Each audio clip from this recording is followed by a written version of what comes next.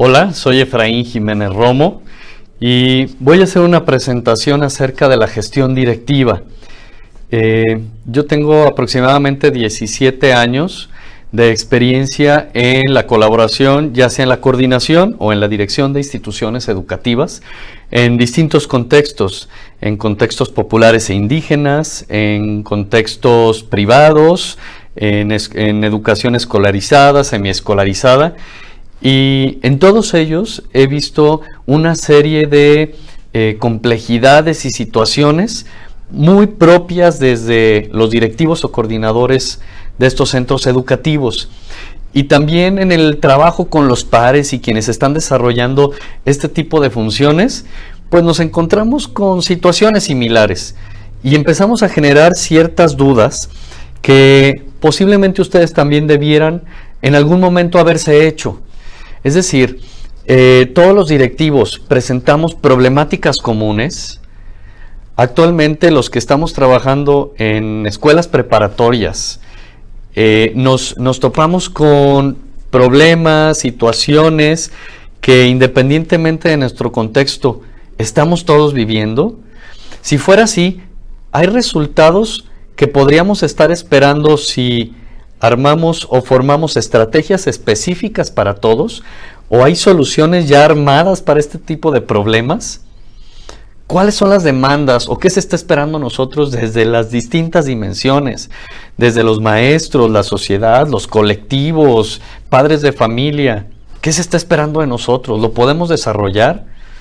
Bueno, pues vamos a ir abordando estos distintos temas desde los cuestionamientos hasta las posibles alternativas, ¿no?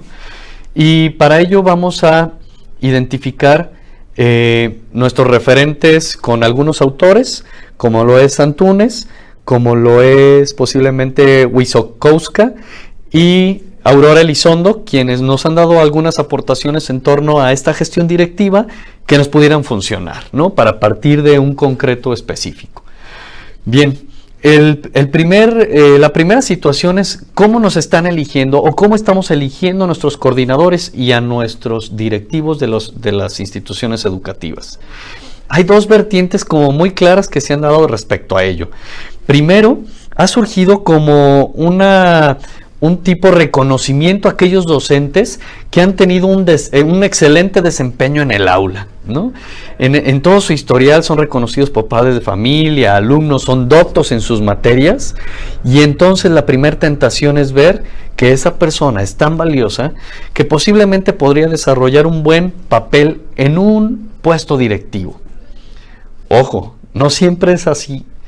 Y a veces ha generado una situación de tensiones y frustración porque los mismos docentes han aprendido a desarrollar sus funciones, pero en ese contexto, en el aula, que al llegar a un puesto directivo tenemos otra dimensión totalmente diferente y que pudiera generar un conflicto en lo que se está esperando de él por ser buen profesor, pero a la hora que nos está liderando empieza a generar otro desempeño que es diferente al esperado, y para él una gran frustración después de llevar muchísimo tiempo de reconocimiento y de hacer bien su papel, ahora enfrentarse con unos retos que no lo resuelve igual que en el aula.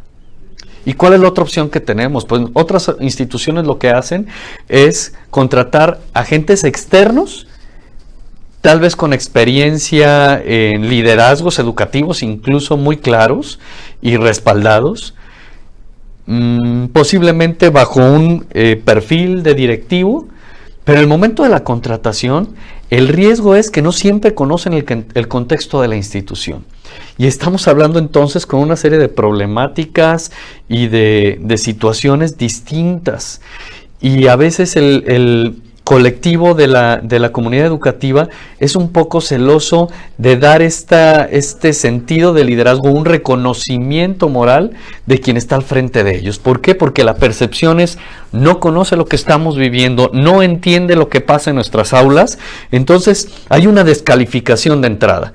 Y el reto para el directivo es enorme porque tiene que ganarse a todas las personas y a la par está resolviendo y entrándole a la chamba que está esperándose desde la institución. Pero entonces, si cualquiera de las dos alternativas no nos asegura un buen desempeño del directivo, ¿qué vamos a hacer?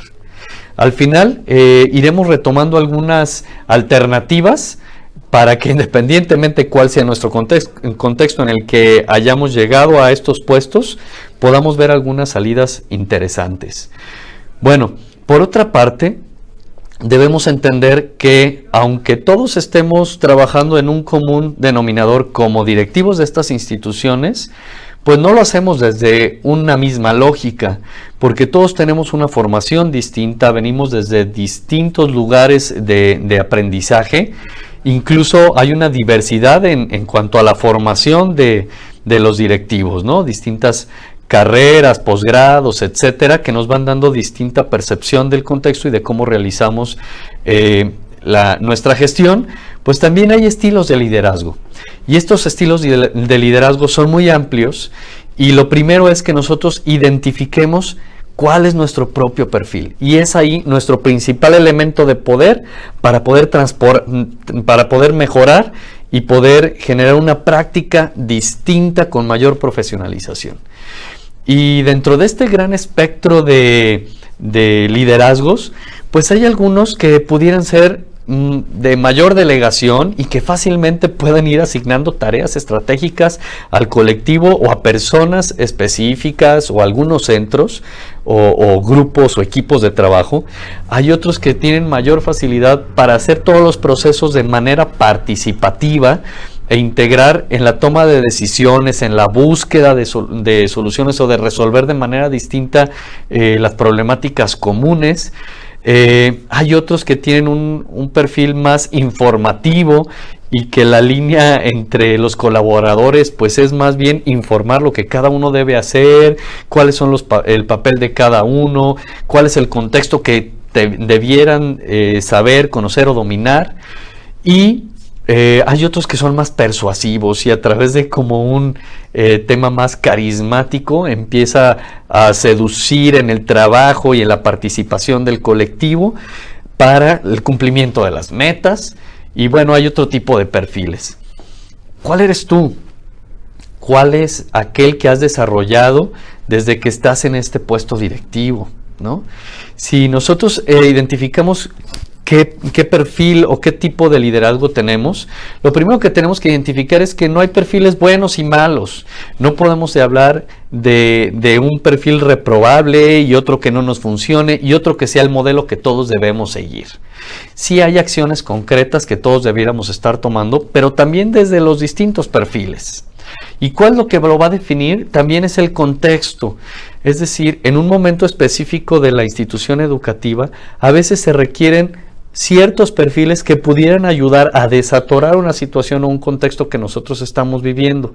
Incluso pudiera ser que ese perfil que está funcionando en ese momento, después de 3 años o 4 años, se empiece a desgastar, porque el contexto tiene demandas distintas y tiene problemáticas diferentes. Entonces hay que estar muy atentos a ello. Y lo que nos va a dar la posibilidad de que independientemente del contexto que hayamos identificado y el perfil que nosotros estamos desarrollando, es la flexibilidad y la disponibilidad que tengamos para irnos adaptando a estas necesidades desde lo que ya tenemos y también de la posibilidad de mejorar nuestra práctica. Es decir, los perfiles no son algo decretado que no se puede mover, sino aquello que puede seguirse formando, aprovechando cuáles son los beneficios y las fortalezas que ya estás teniendo, ¿no? Entonces, el autoconocimiento es fundamental. ¿Cuáles son las expectativas que se empiezan a generar desde las distintas dimensiones del contexto educativo? Por una parte, tenemos aquello que se está requiriendo o esperando de nosotros desde la institución.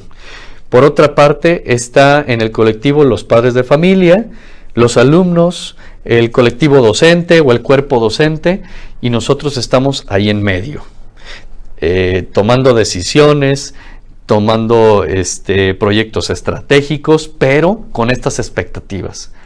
Número 1, ¿qué está esperando la institución de nosotros? Y cuando nos referimos de la institución, son aquellos que están a cargo de las instituciones educativas. Que este es otro tema que luego podríamos desarrollar, porque quienes están a cargo de las instituciones no siempre son expertos en la educación. porque algunos responden a un modelo de negocios que también es válido perseguir, y sin embargo está cayendo sobre nosotros la responsabilidad de darle un sentido educativo. Si ya está o no nació como un proyecto para resolver un contexto de educación, nosotros sí podemos darle esta respuesta a la educación de calidad a los alumnos que estamos teniendo, ¿no? Y plantear dentro de los objetivos de la institución no únicamente los resultados administrativos, sino los educativos. En otras ocasiones sí son responsables cuyo objetivo principal es el de educación y están involucrados en ella, y a veces resulta que pudieran ser personas que tienen un modelo de negocios y aparte están involucrados en el contexto educativo. Eso sería padrísimo, pues, ¿no? Independientemente de cualquiera sea de los casos, tenemos específicamente una expectativa que se está generando acerca de nuestro desempeño. Número 1, debemos dar continuidad en la enseñanza, y después tenemos que llevar transparencia en todos los procesos del sistema que estamos nosotros dirigiendo. Necesitamos tener una comunicación efectiva y clara desde los distintos actores, que tengamos rendición de cuentas de todos los recursos que están a nuestro cargo, que tengamos un trato igualitario para todos los integrantes de la comunidad educativa, que tengamos una propuesta sobre nuestro mapa curricular, nuestro modelo educativo, y que tengamos esta interacción en donde sepamos hacer sinergia con los equipos de trabajo, que tengamos una propuesta educativa o pedagógica pertinente, eficiente, eficaz, y todo lo que le queramos colgar en cuanto a este desempeño en el área pedagógica. Pero aparte de todas estas funciones, se está esperando que nosotros tengamos unas características respecto a nuestro comportamiento. Y esa es una gran presión, porque estamos en el ojo del huracán, y todo lo que nosotros hagamos podrá hacer referencia tanto para el modelaje o para una justificación de decir, si no lo hace él, si no lo hace ella, entonces nosotros no estamos obligados a hacerlo. Y entonces empieza esta presión y esta tensión. ¿Qué se espera de nosotros? Bueno, desde la institución pudieran tener la expectativa de que seamos personas que desarrollen su habilidad de gestores, que tengan una visión global sobre la misma institución, y sobre todo que puedan regir el comportamiento de la mayoría de las personas que están involucradas en este proceso. Todos los trabajadores, todos los docentes, que tengan esta claridad de dónde a dónde puede regirse su comportamiento, qué deben hacer, cómo lo deben hacer. Y por otra parte, tenemos también toda la expectativa de la comunidad educativa, llámense docentes, alumnos, padres de familia, y esto también es importante identificarlo. Por una parte, están esperando que sepamos tomar decisiones, pero no en cualquier momento y no cualquier decisión. Tiene que ser una decisión acertada, en una reacción de tiempo aceptable, y a vista de este colectivo, debería ser respecto a la solución de los problemas que ellos han identificado, e incluso las posibles soluciones que ellos hubieran pensado.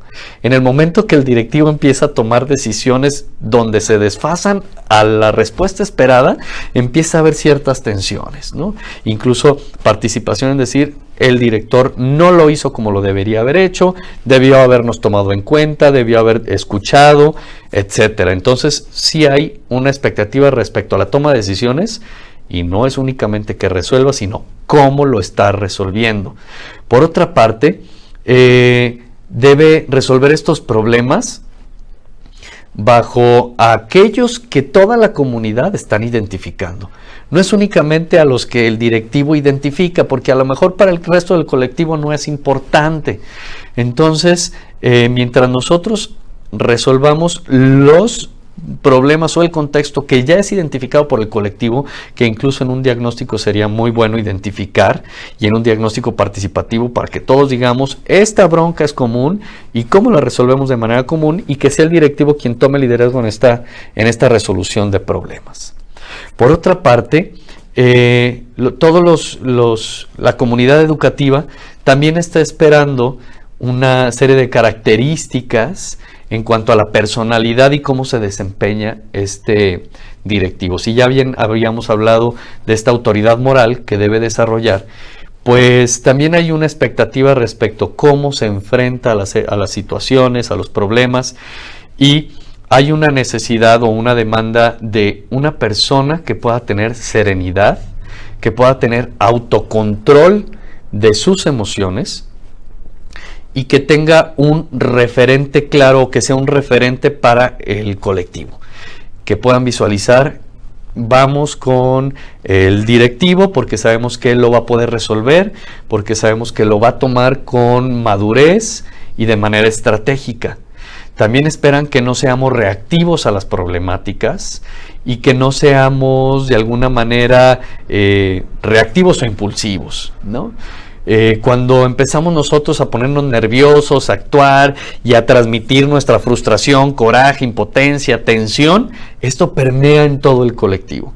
Y entonces lo que sucede es, no se ven a sí mismos, sino dicen: oigan, en el colectivo estamos presionados, tensionados, tenemos un mal ambiente, sino ven nuevamente al director.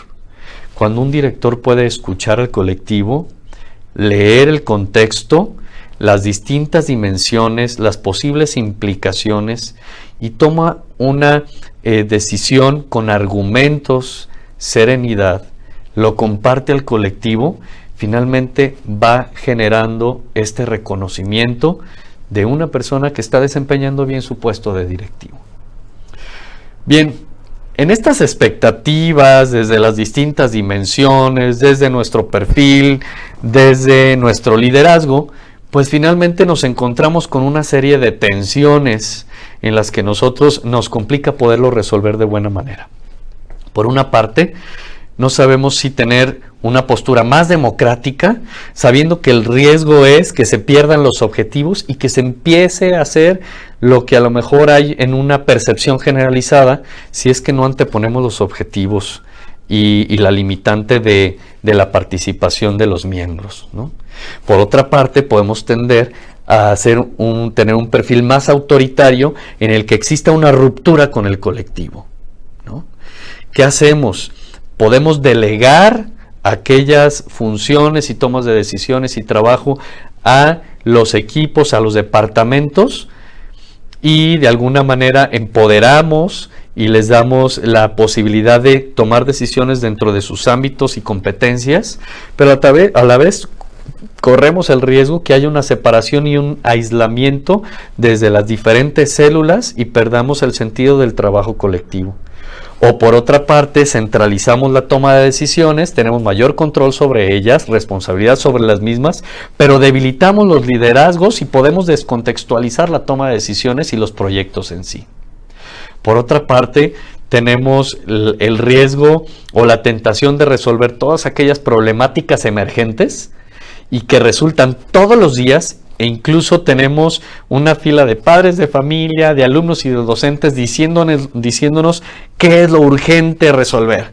Faltó el profesor, hay que hacer o resolver las suplencias, hubo un problema específico con un docente, con los padres de familia, o a lo mejor hay un problema desde la Secretaría de Educación Pública, etcétera, y nosotros estamos como maquinitas queriendo resolver a quemarropa y en la inmediatez.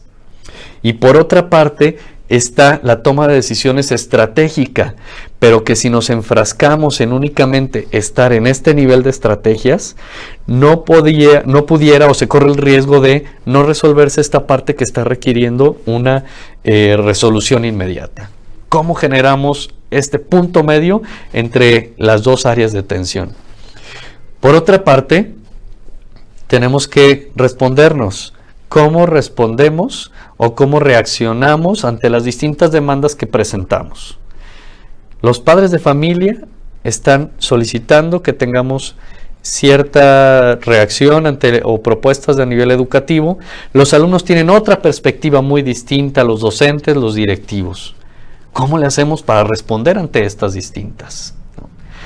Bien, vamos aterrizando un poco en la parte de las propuestas para ir dándole cohesión a las salidas posibles que hay.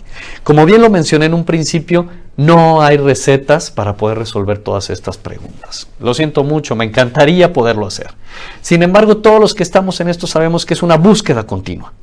Lo que no se vale es que queramos aprender únicamente a costa de la prueba y error, porque estamos trabajando con personas, con seres humanos, y que desde este colectivo puede ser muy desgastante cuando se identifica que un directivo no está desarrollando bien su función y se lleva en este proceso a muchísimas personas, ¿no?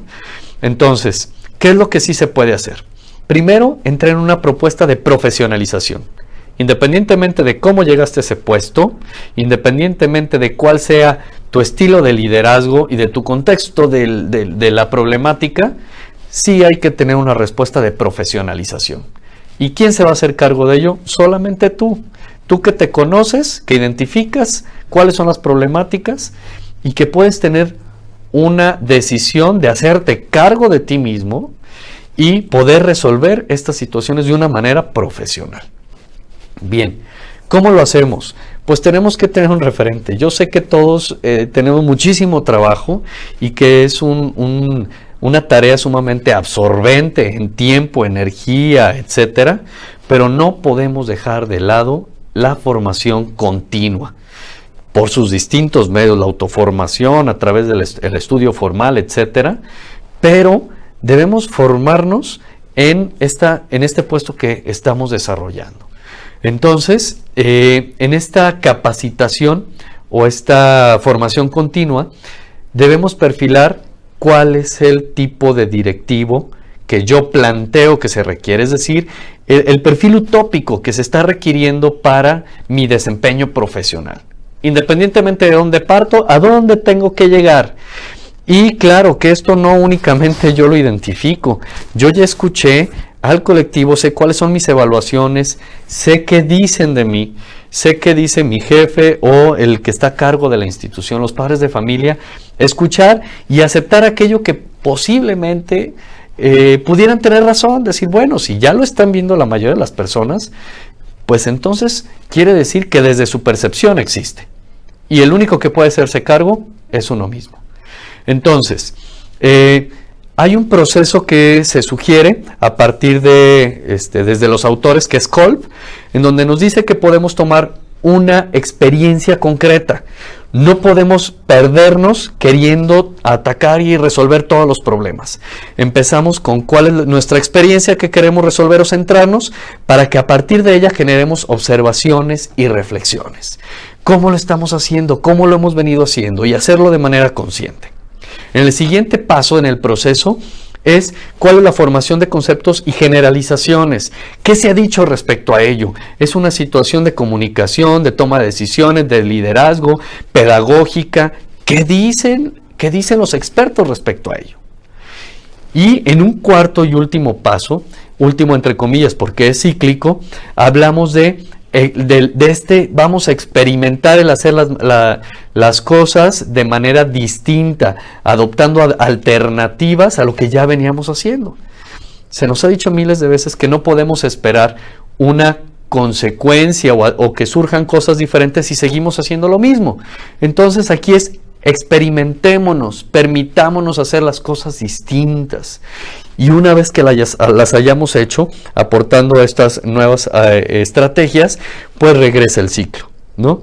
Después de este ciclo, volvamos a observar, volvamos a identificar cuál es nuestro problema o cuál es nuestra experiencia concreta que volveremos a retomar.